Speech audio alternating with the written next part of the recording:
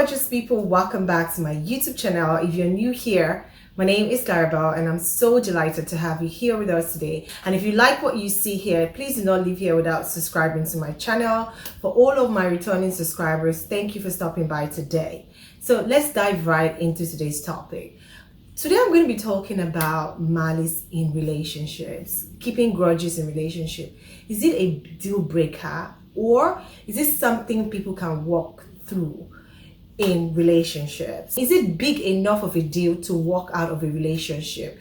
Let me know your thoughts in the comment section. This conversation recently generated because there was a recent conversation or podcast that was going around on social media, and I felt to talk about it because I think it's very, very important as we navigate into relationship, or before you go into relationship. I think it's very important that you pay attention to this kind of things, because sometimes we think that it's okay to tolerate things like this while we're dating, but when we get married, he's going to change or she's going to change. So this lady, she's an actress in Nigeria, went for a podcast because she recently has a movie that she wanted to promote. During the podcast, they had this conversation about malice, and that generated due to her recent marriage breakup. So her marriage breakup was as a result of constant malice and grudges in the relationship. She said she dated the guy for 10 years and they were best friends, and it was okay that she did certain things while they were in a relationship, but as soon as they got married,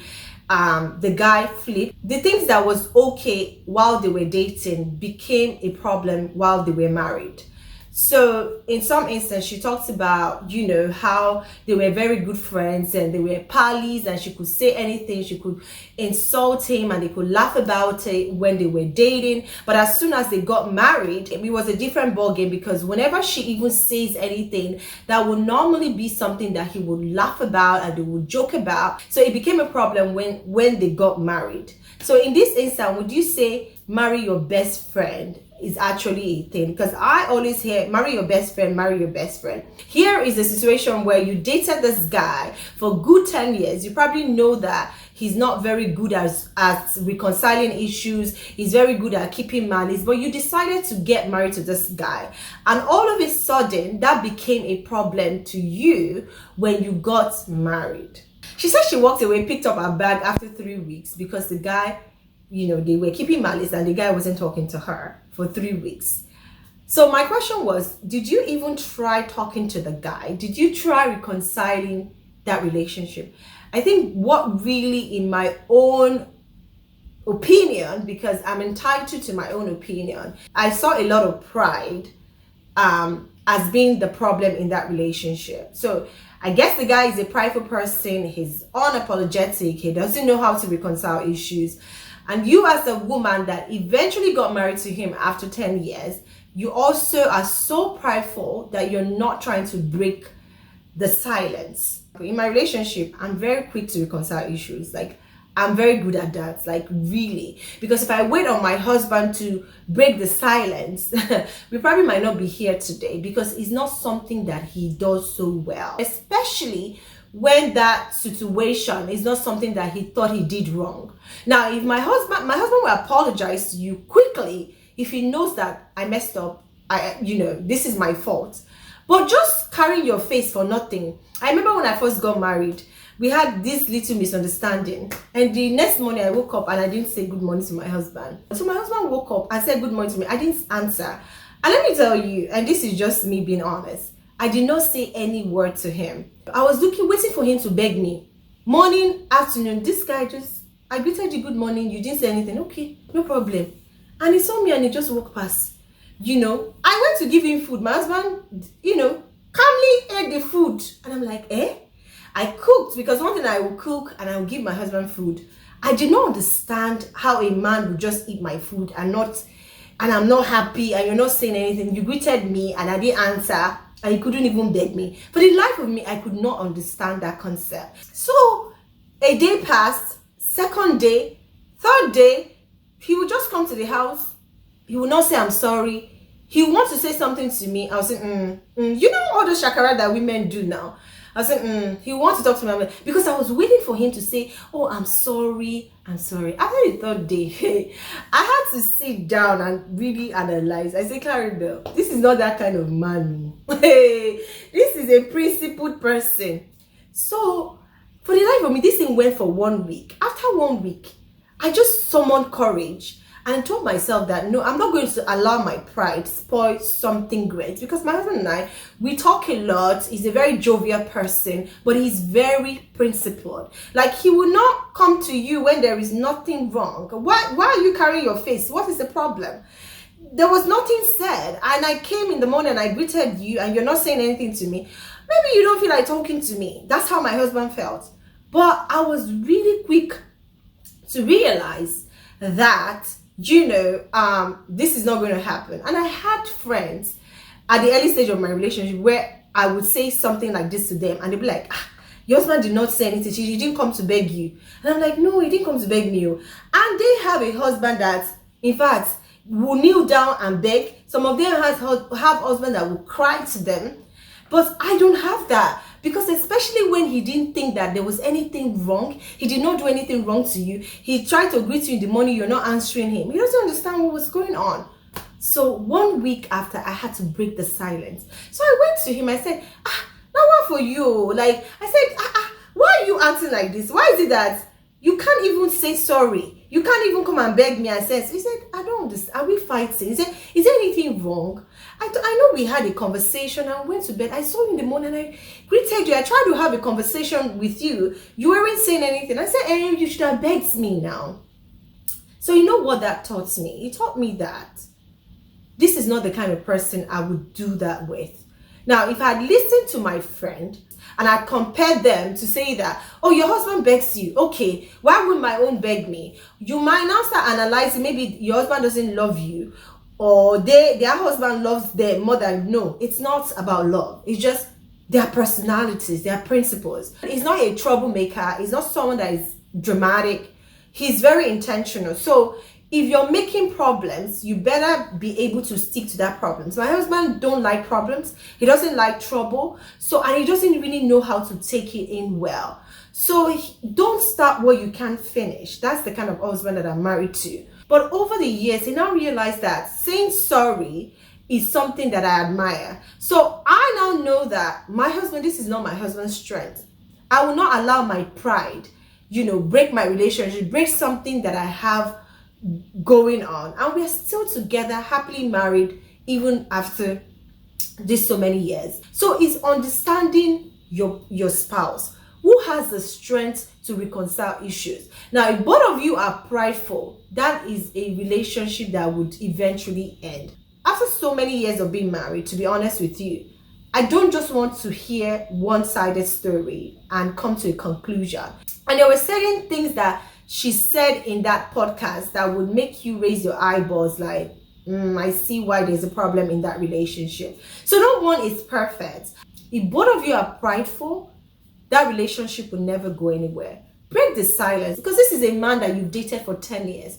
Come on now, you're not going to tell me you don't know this guy. If you've dated him for 10 years and you were able to tolerate it, what changed? And that's why the Bible said a wise woman builds her home. He didn't say a woman, because he could have said a woman builds her home. But he said the wise. And this is where you would apply wisdom as a woman if that relationship really means a lot to you. Wisdom is profitable to direct women, because there's power in reconciliation, knowing how to reconcile issues. And I can boldly tell you that in my home, I know how to break that silence, because my husband, that's not his strength. But if I've compared my relationship with my friends that have spouses that will kneel down for them, that will beg them, call them 50 times on the phone, I probably would not be here celebrating my relationship today, happily celebrating my marriage. It's just knowing what are those strengths, what are those weaknesses, what can I do to navigate this thing? Especially, it goes back to if this relationship means a lot to me, if I see value in this relationship. Oh, maybe this is his weaknesses. I recently came across Sarah Jake's interview online. I think she did that interview not too long ago, where she thought that, building trust in relationship just means my husband not cheating on me. And she said, as long as the man doesn't cheat on me, oh, we are good. Just don't cheat on me. That's all I came. because when you cheat on me, you break my trust. But when she got into the relationship, she knows that cheating is just one of it. How does this man manage money? How does he behave? How does he parent the kid? So she now knows that it's not just cheating. So there's so many factors that goes in a relationship. Sometimes stinginess is also a deal breaker. But if you know how to navigate, there's nothing we can't navigate. It's just changing the mindset, knowing that this person is not the best when it comes to things like this. But is it the best in every other thing? There's nobody that is worse in everything. Now that you're in a relationship, it's the best time to say, what are my deal breakers? So cheating might be on top on your list. Finances might be top on your list. Malice might be top on your list. What is that thing that is top on your list? And now that you're in a relationship, before you go into marriage, it's something that if you know that this person is, your deal breaker is the one that he's struggling with, then I would advise just let go. If not, marry that person, but just don't think in your mind that you will go into that relationship and try to change the person, or into marriage to try to change the person, because these are the issues that you might be seeing and that marriage might not last. If you find yourself in a situation like this, you have to apply wisdom. You have to break your pride. I'm sorry, I know it's hard and I know it's tough. In a relationship, if both of you do not know how to navigate and reconcile issues, you guys can never go anywhere. If you have a spouse that knows how to reconcile issues, don't take that person for granted, because the issue becomes, annoying when the other person begins to take you for granted. In my own case, my husband is very appreciative of me, and he says that to me all the time. Clarabelle, thank you, because you're my strength when it comes to this. I probably don't know how to just reconcile issue, but he's sorry, he's sober, but he doesn't know how to fasten it because he's a passive aggressive person, and my husband is not problematic, so he doesn't even know how to confront situations like that. If you're in a situation like this where your husband is constantly keeping malice, or your wife is constantly keeping malice, navigating it like this, looking at not allowing your pride take over you. If you're the one that has the power and the strength to walk through that situation, continue to do it, because that's the only way you guys can continue to lead. A lot of people have lost valuable marriages, relationship, because of lack of reconciliation, not being able to navigate through situation, being drastic in their actions. And a lot of them, if they are going to be truthful to you, looking back now, they wish that they did it the other way around. So don't allow pride break something that is valuable. If you're in this situation, that's the only advice I can give to you. Find a way to navigate, walk through that situation, because it gets better by the day. And the other person can also learn from your character and see that this person has the strength that I don't have, and I admire. The power of building your home, I keep telling women, it's solely in your hands. You might want your husband to come 100%, and unfortunately he might not, but you have to have the wisdom, especially if that marriage is valuable. So I'm going to end it here. That's all I wanted to talk about. And I want to take this time to wish all of the fathers in the house happy Father's Day. Thank you for all that you guys do. Thank you for keeping the home. Thank you for making sure that we are safe. Thank you for being the man.